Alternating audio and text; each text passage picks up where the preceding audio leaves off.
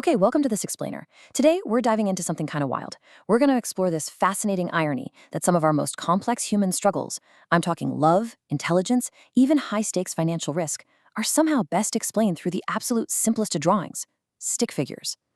Right now, there is a massive online phenomenon where channels using just basic, minimalist stick figure animations are completely blowing up, racking up millions of views. And you might be wondering, why? Well, it's because they strip away all the visual noise, right? They bypass all the distractions and cut straight to the core of our deepest, most hidden psychological blind spots. So here is our roadmap for today's explainer. First, we'll cover the stick figure phenomenon. Second, the psychology of attraction. Third, intelligence and hidden habits. Fourth, the mindset of elite traders. And finally, overcoming survival overrides. Part 1. The stick figure phenomenon. Simplicity for complex psychology. It's crazy, but millions of people are literally flocking to these minimalist educational channels to decode the absolute deepest aspects of human behavioral psychology. Whether it's channels like PhD Stickman, breaking down why we self-sabotage in our romantic lives, or Trading Psychology Stick, explaining why 95% of day traders lose all their money, the format is always exactly the same. The absolute simplicity of a stick figure is brilliant because it lets viewers instantly project themselves onto the screen. It takes super abstract psychology and turns it into this highly personal reflection. Let's move into part 2, the psychology of attraction, love, limerence, and self-sabotage. Let's unpack how our minds secretly process attraction and, well, relationship sabotage. The source material spends a ton of time really dissecting why we chase people who just don't want us, and worse, why we accidentally push away the ones who actually do.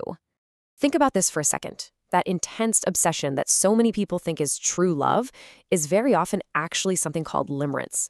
This is a major psychological blind spot that millions of people hit when they're desperately trying to figure out if someone really likes them. It's essentially a state of completely involuntary, intense infatuation that just hijacks your brain. You aren't actually in love with a real person. You're in love with an idealized fantasy version of them that you've just created in your head. And realizing this distinction, that is absolutely crucial. It's the very first step in stopping the painful cycle of chasing emotional ghosts. Now, it's fascinating to contrast what actually makes someone magnetic versus what ruins connections. Highly attractive people can actually make others genuinely nervous. And this directly taps into a dynamic the sources really emphasize: why men so often go completely cold around highly successful or incredibly independent women. You might think it's a lack of interest, but no, it actually comes down to performance anxiety. See, a highly independent woman activates this deep respect trigger in a man's brain, which can make him feel an immense, overwhelming pressure to constantly prove his worth. So to preemptively protect their ego from potential failure or rejection, they subconsciously pull away. It's literally an ego protection mechanism. Contrast that natural magnetism with truly unattractive habits like micro-cheating, passive-aggressive control, and creepy emotional manipulation. Those are the silent killers that slowly destroy relationships from the inside out until a partner emotionally checks out forever. If you've ever felt trapped in the pain of being a placeholder partner, kept around just so the other person isn't alone, there is a blueprint to permanently heal that anxious attachment and break your cycle of self-sabotage. If you constantly find yourself fighting or realizing you love someone more than you love yourself, you've got to stop. You have to first identify that anxiety, then recognize the placeholder cycle you're stuck in, and intentionally break it to put an end to that passive-aggressive control. Part 3, Intelligence and Hidden Habits, Metacognition and the Execution Gap.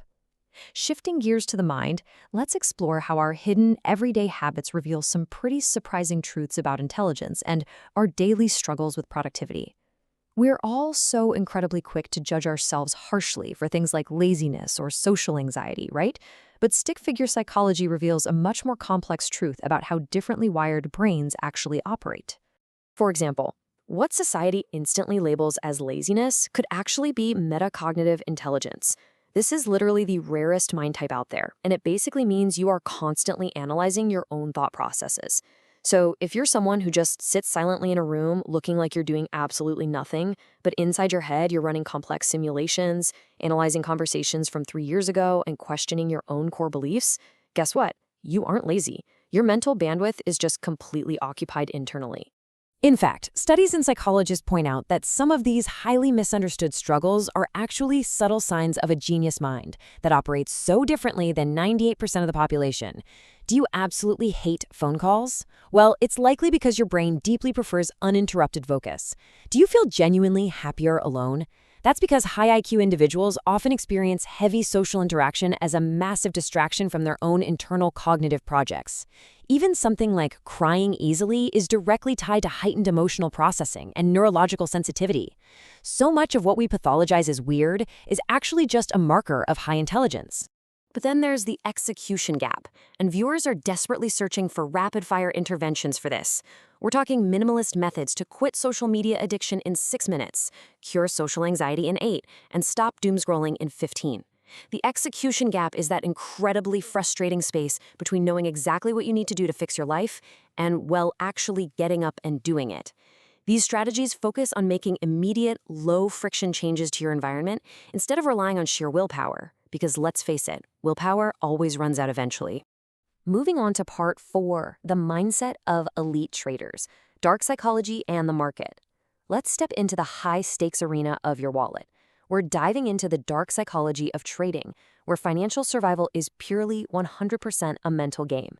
This is the arena where all those hidden psychological quirks we were just talking about get stress-tested with real hard-earned money on the line. And the numbers? They just don't lie. A staggering 95% of traders lose money in the market, and it's not because they lack some secret technical strategy. No, it's because they are completely victimized by their own emotional reactions. You could literally have this single best strategy in the world, but if your heart rate spikes the absolute second a trade goes red, your intellect just shuts down and your prehistoric reptilian brain takes the wheel. To survive that, top hedge funds operate on a 20/80 profit map. This completely proves that all the fancy technical charts in the world are useless without an ironclad psychological foundation. Retail, everyday traders spend 100% of their time searching for magic indicators or price action secrets, but institutional traders, they know the mechanics are only about 20% of the game. The other 80% is pure emotional discipline, infinite patience, and strict risk management. So what is the single biggest reason for that massive failure rate? It's something called the survival override protocol. It's this deeply ingrained human instinct that forces us to cling to losers just to avoid admitting defeat. Think about it. When a trade is slightly in profit, you panic and sell it immediately because you desperately want that quick dopamine hit of a win. But when a trade is losing, you hold on to it forever. You just hope and pray it bounces back because accepting the loss feels like a literal physical threat to your survival. Your brain is quite literally tricking you into blowing up your account. If you map out the psychological journey that turns a tiny $100 account into a millionaire career, you see that success only ever comes after surviving the execution gap and completely mastering emotional regulation. The journey always hits the winning trap, a phase that breeds extreme arrogance. Then the market just crushes them, forcing the trader to face their execution gap, apply what's known as the 3-second gap, and finally rebuild their entire relationship with failure to reach an elite trader mindset. There is a brutal difference between retail traders acting on blind fear and smart money institutions. The institutions actually use game theory to treat the 99% as literal food for the market. They know exactly where retail traders place their stop losses and they hunt them down to create liquidity. While the retail trader is sitting there sweating, staring at a single 1-minute candle, the elite institutional trader is just calmly playing a game of statistical probabilities. So, to stop being the prey, elite traders apply very specific frameworks to completely remove their emotional ego from the equation, things like the 0-point protocol, or that 3-second gap we mentioned, which is a beautifully simple rule. When you feel an overwhelming urge to panic click a button, you force a mandatory 3-second pause to let your rational brain catch up with your panicking emotional brain. And applying Carl Jung's shadow techniques, that literally means facing your darkest, most hidden insecurities head on, so the market can never weaponize them against you. Part 5. Overcoming survival overrides, the ultimate human battle. Bringing this all together, whether we are analyzing our romantic relationships, our daily habits, or high-stakes finance, the core theme of this explainer is exactly the same. We are all fighting a silent battle against our own internal programming. The exact same survival overrides that make us hold on to a losing stock are the ones that make us stay with a toxic partner. There's this beautiful quote that says, "Trading isn't a road, it's an ocean." And it's so true for all of this. Human behavior in love, in habits, in money, it isn't some predictable paved road you can just perfectly control. It's an ocean you have to learn to navigate by mastering your own mind.